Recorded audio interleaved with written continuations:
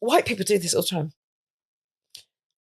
You say sorry, black women. Sorry, the way you just put your hands on it. I know, because it's like. We live in a day and age where everyone wants to talk about legacy and the things they'll leave for people when they're gone. I believe in creating a living legacy in the only time that we have, the present moment. Each and every day we have an opportunity to inform, inspire, and motivate ourselves and others by taking purposeful action guided by conscious decisions. The late great Maya Angelou said it best when she said, "People will forget what you said.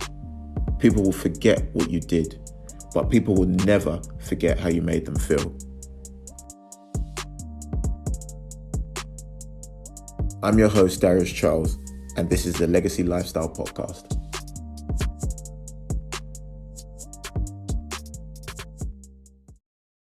Welcome, people, them. I hope you're happy, healthy, and well. This is your host, Darius Charles of the Legacy Lifestyle Podcast. I'd like to thank you for joining myself and my co-host, Donald, who unfortunately isn't here today. He's feeling a little bit under the weather. So sending him thoughts and prayers and tell him to drink loads of lemon and ginger tea.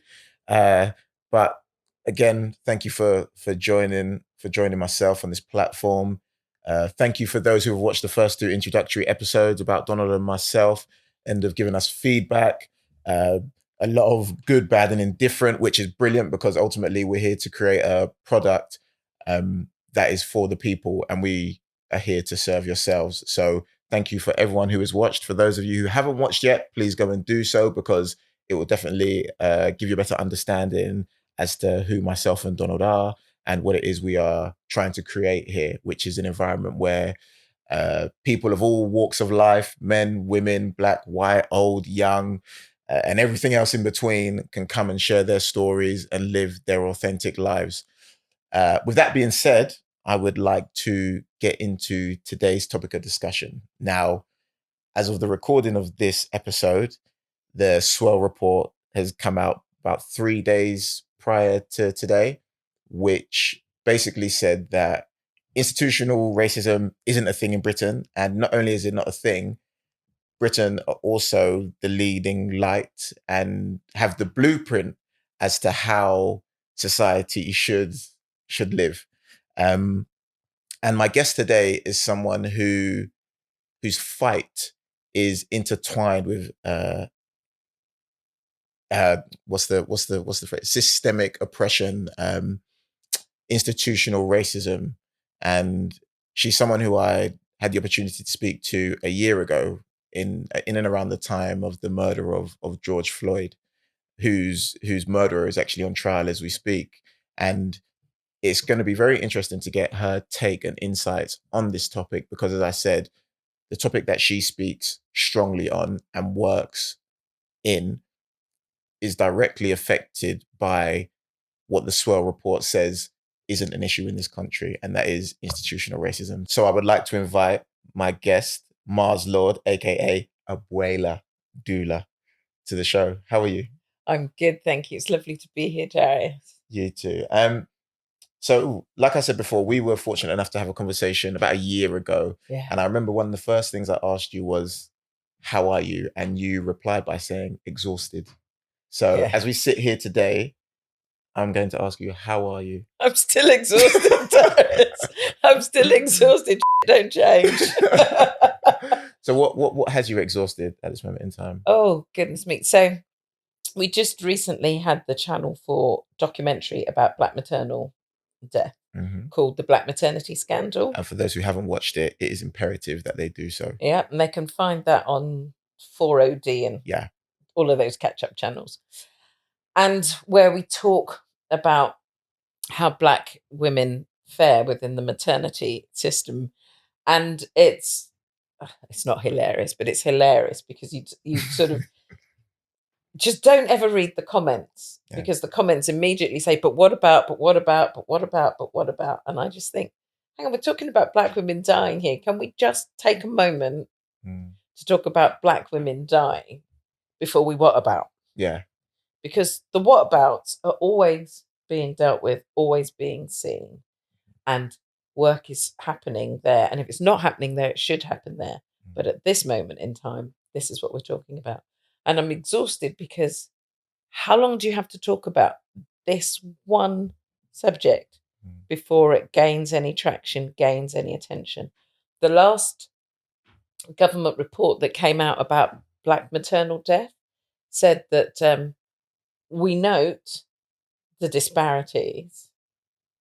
Oh, sorry, not even we note. We regret the disparities, but we have no target to end it, to change it. Nothing at all. So I obviously watched the Channel 4 documentary that you were on, and you're on there because you are, mouthy. Well, yes, that. But you are also, when it comes to doulas, you are the doula of doulas. You're the creme de la creme, right? And we will get into what a doula is later on in the show. But I saw that and I thought to myself, wow. And that ties into the institutional racism that isn't a thing in Britain. Right. So basically, you're dying. You're dying at greater rates than white women. Mm-hmm. Next. But that's literally what that report says. It's like, I'm not even going to hear you. I'm not going to see you because I've got no targets. We're just not interested in doing anything about that. And I stand by it whenever I say, if it was white women dying at these rates, there'd be targets. There'd be actions. Mm-hmm. They talk about, Black women have got all of these dispositions. But white women have those dispositions too. White women get diabetes, have obesity or are obese, have cardiac issues. So we deal with that. But we say that Black women are more prone to them. And so we ignore it. Mm. And yet, strangely, we remain the global majority. Mm. So if our Black female bodies were so awful, we'd be the global minority. So where's the dichotomy? Where is it different? Oh, yes, here in the West. So here in the West, we die at much greater rates.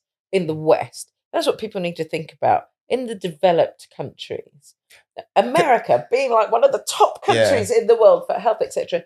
Do you know you are more at risk of death, or a woman is more at risk of death than her mother was in childbirth? And that's across the board. And that's before we look at the disparities. Don't you find it funny how these first world countries, so to speak, seem to be the ones that are leading in high mortality rates for, Black and brown women or women of minorities? Because a friend of mine said to me once, England and America are the worst countries with the best PR.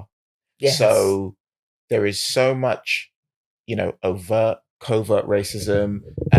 Black people have to deal with things that, people aren't made aware of. We're not allowed to speak on.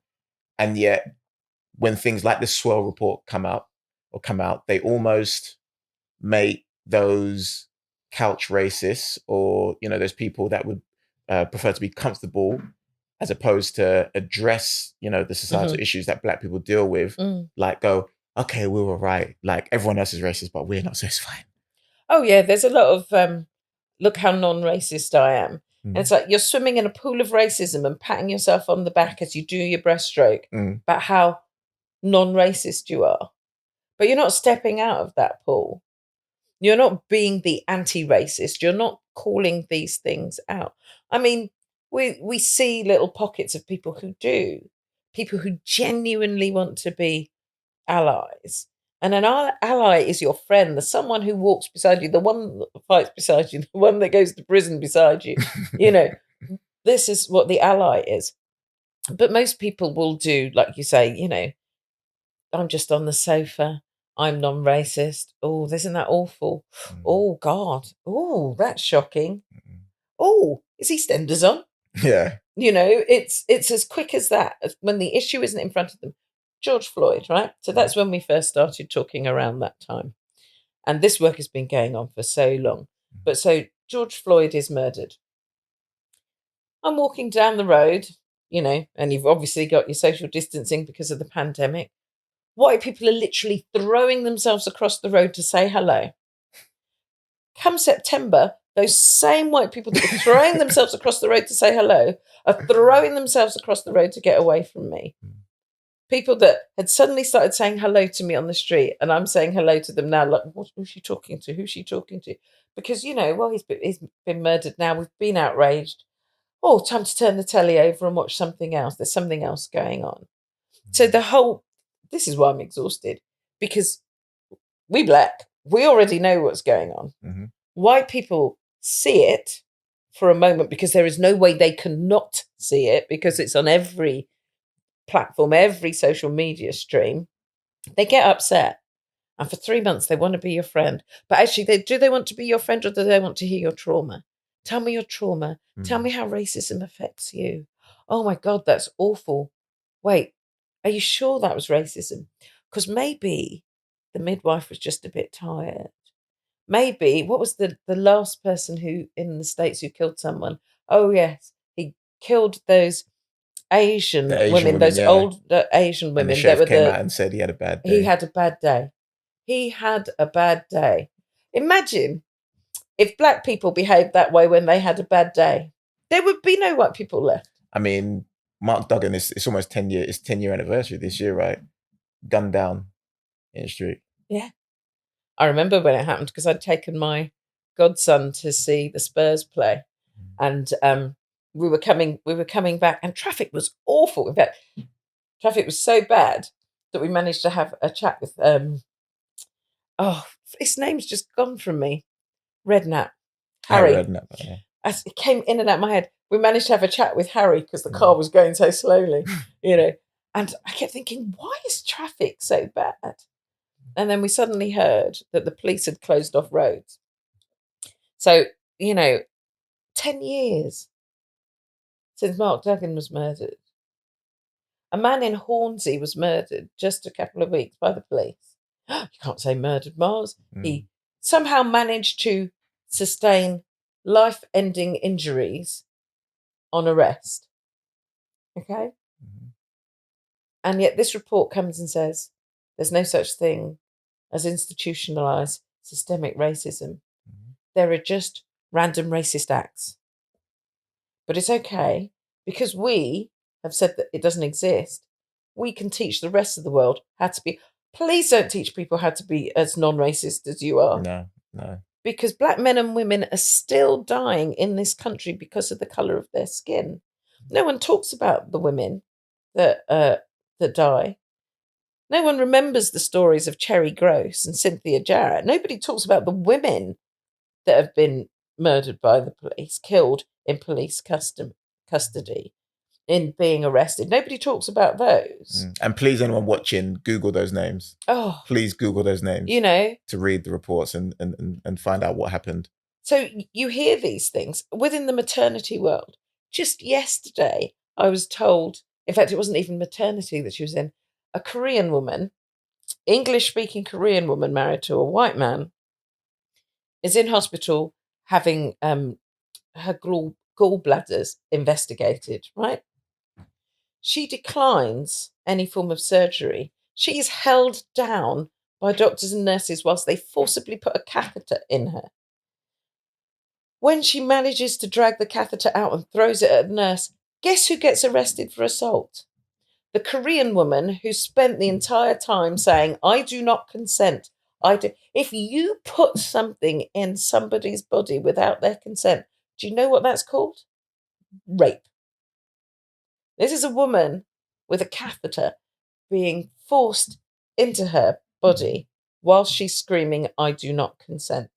And I think that is so important that we speak about these topics. And I'll tell you why. Because I don't know if people realize or not, but a lot of their civil liberties are being taken away from them due to this pandemic already. So as much as we are in a time where people are dying from a virus, we have to be able to critically analyze what is actually happening. So, we're looking at something that kills less than 1% of people who contract it, that we know. We're looking at conversations around vaccine passports. So we'll only be allowed to move as and when, based upon whether or not we have a vaccine. And shouldn't you have a vaccine based upon like any medical condition? It shouldn't be about the ability to move around. It should be about your health and well-being. Trotting out flipping black actors and stars to be. Oh, really me off the other day. I turned on the TV and there's this advert. And I'm not saying have the vaccine. I'm not saying don't have the vaccine. But we should not have these black stars being rolled out to say, get the jab, get the jab, get the jab. Yeah, I hate that. I hate that. Where's the conversation about why black people are hesitating? So Dr. Christina Ketchy, I absolutely adore her. If I'm going to fangirl over anyone, it's Dr. Christina Ketchy, right? Dr. Christina Ketchy put it in one of her Instagram posts. She said, we've got to stop calling it vaccine refusal and call it what it is, vaccine hesitancy. You don't talk to someone's hesitancy by saying, have the jab, have the jab, have the jab, have the jab. All of these black stars have the jab. Because what have they done through history? Well, I was going to say, let's give some historical context. Let's talk about the Tuskegee, right? Yeah, and speak on what the Tuskegee experiment was, because so that was it was healthy exactly that. Young black men who were told by white doctors that they were investigating bad blood. These healthy young men were injected with syphilis so that these white doctors could study the effect of syphilis on the body. They weren't told what they were given. They were sent home to their wives. They would have sex with their wives. They would have children with their wives whilst infected with syphilis. That experiment didn't last a year, didn't even last 5 or 10 years. The last survivor of the Tuskegee, and I always say it wrong, experiment, he died, within the last decade? So how many people were infected with syphilis so that a group of white men could study the effects of syphilis on the body? And remember what it was called, an experiment. An experiment, right? When they first started talking about the vaccine for COVID, 2 French doctors came out and said, we should test this. Where do you think they said we should test this? Well, I don't think they said England on white people. Africa. We should test this in Africa. So we have the history. The pill, designed for men, too many side effects. Let's just give it to women. Too dangerous for white women. Let's take it to Puerto Rico. Give it to give it to the Puerto Rican women. Whilst we adjust the dosage. Oops, there've been some deaths, but it's all right. We've worked on the dosage now. Now we can bring it back, and now it can be the thing of feminism. Mary Stopes, Margaret Sanger. So Mary Stopes, we all know about Mary Stopes over here and the family planning clinics. Margaret Sanger with Planned Parenthood in the States. Guess what they both espoused? Eugenics. What's eugenics? Eugenics is the science that says white bodies, white brains are superior to black bodies, to black brains, right? Mm-hmm. The pill. The feminist dream. Women can take control of their bodies and their reproductive rights, except for black women, because Margaret Sanger said, we can use this to weed out the racial impurities. Mary Stopes sending gushing love letters to Adolf Hitler. Okay? These are the paragons of feminism. They both believed in and espoused the science, the pseudoscience of eugenics. And these are the same books and indoctrinations that our doctors today, people in the scientific world, all read from, all learn from. So just by default, you are implementing institutional racism just by default. Right. Now, pretty much everybody on the planet that's had any form of vaccination or medical intervention now have within their DNAs the cells of Henrietta Lacks. And if you don't know who Henrietta Lacks is, people, you've really got to Google Henrietta Lacks. Henrietta Lacks was a black woman who, very poor black woman, I think they were sharecroppers. She had a husband who basically couldn't keep his penis in his pants. She had all sorts of STDs and things running through her body, led to cervical cancer. The scientists, the doctors are looking for genes that can do work that they can start to help heal people with. With Henrietta Lacks cells, they discover cells that keep reproducing themselves. Now, this is gold. This is beyond gold. The healer, H-E, Henrietta, L-A, Lacks, the healer cell. To date, Henrietta Lacks's estate has never had a penny from the billions and billions and billions of money that her cells have produced for big pharma, white corporations, etc. There's a book, The Immortal History of Henrietta Lacks. Don't watch the film, totally white. But, Rebecca Scoot wrote the book and is sort of campaigning to get money to go into Henrietta Lacks' family. So science is built on our bodies. So then we have our community leaders, our faith leaders, our celebrities all coming forward saying, do this thing. When what they should be doing is saying, let's have a conversation as to why people hesitate. Because then you get to make what's called informed consent. Coerced consent is do the thing, do the thing, do the thing, do the thing, do the thing. Oh, sake, I'll do the thing. Yeah. Informed consent is. So that's how it works. That's how the vaccine works. And that's why okay, I'll take it. Okay, I'll pass. Yeah. That's informed consent. So when they roll out the celebrities, people are like, well, I better do it because Adrian Lester says I should do it. Lenny Henry says I should do it.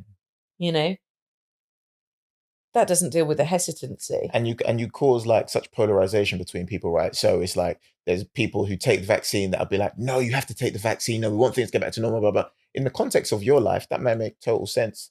In the context of my life, it doesn't make any sense. So I'm not, like you said, I'm neither for nor against. Will I take the vaccine? No, unless it gets to a point where my life is so completely restricted, and that's down to my determination or definition that I would take it. Yeah. But as I sit here today, I'm not taking the vaccine. Why? Because one, I had COVID and I was asymptomatic.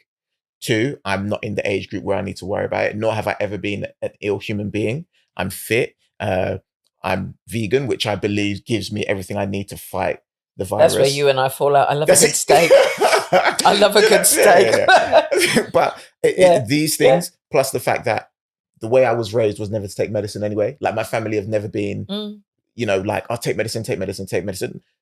Because we just, we come from the Caribbean. Everything we have an herb for it. We have. Well, where do you think modern medicine came from?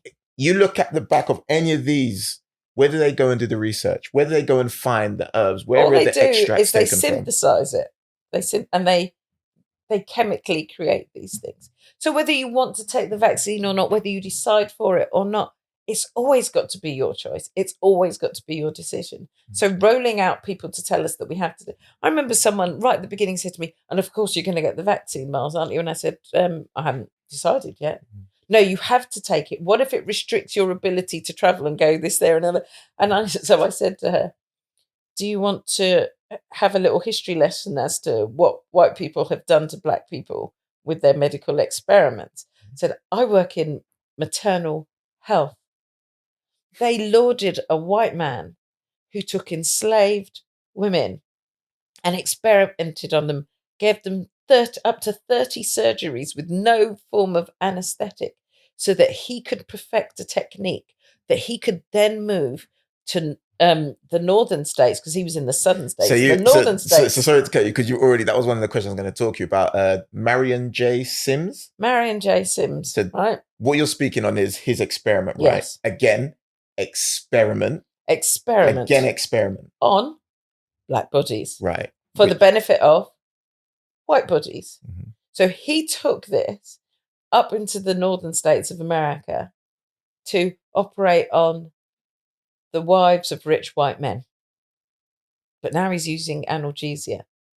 So history just keeps showing us that our bodies are expendable. Mm-hmm. No, that's not true, Mars. The government notes the disparity and has no targets to end it. Tell me again why we no longer have institutional racism. Tell me again why we are a beacon to the rest of the world. Tell me again why that man in Hornsey was murdered. Tell me again why that Korean woman in an Edinburgh hospital is held down and raped with instruments to make her have a surgery she doesn't want to have. When you can explain to me how those things can happen and how those people's rights can be completely overrun, then you can tell me how we're a beacon. Because we're not doing it. We're not doing the work. We don't care about it. You know, I don't read comments under things because I know that I like my heart too much and it will explode with rage. And we already know, Darius, that I keep the receipts, right? So we know you pay. Yeah, you pay. Yeah, I put the petty in petty. You know, my child's like, Mum, you're a whole other level. I'm a whole other level, baby. You know, so, and this, white people do this all the time. You say, sorry, black women. Sorry, the way you just put your hands on it. I know, because so it's like black women are 4.35 times more likely to die than white women. Last year when we spoke, they were 5 times more likely. And we only make up 3.5% of the British population. Right? And it isn't an improvement. They've just reclassified race. Okay? So it's not that black women are dying at lesser rates. It's just we've reclassified Shifted the goalposts. Yeah. Shift the goalposts. Right? White man on Twitter about dispatches says, I've got this report that says it's not true. Show me your proof.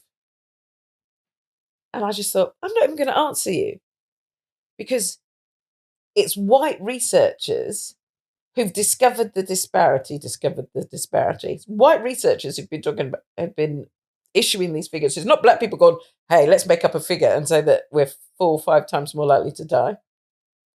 Why is it that whenever someone black says something, we need to bring the degree, the PhD, we need to bring the 6 dozen doctors, we need to bring the white stamp certificate, we need to bring all of this evidence, but they can say, yeah, there's no such thing as institutional racism. You know what makes me laugh, Mars, is that when people of different races have the issues that we have, as much as I'm always torn, right? Because at the beginning of this pandemic, you know, there were a lot of Asian people who were unfortunately, you know, victimized, like punched on trains, spat on.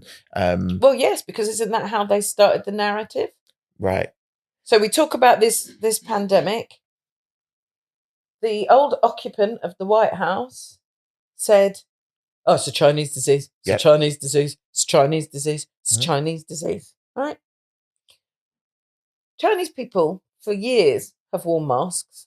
Years. They come here, they wear masks constantly. Right? Wear masks. And people take the mickey. A pandemic arises, crosses the globe and people start wearing masks.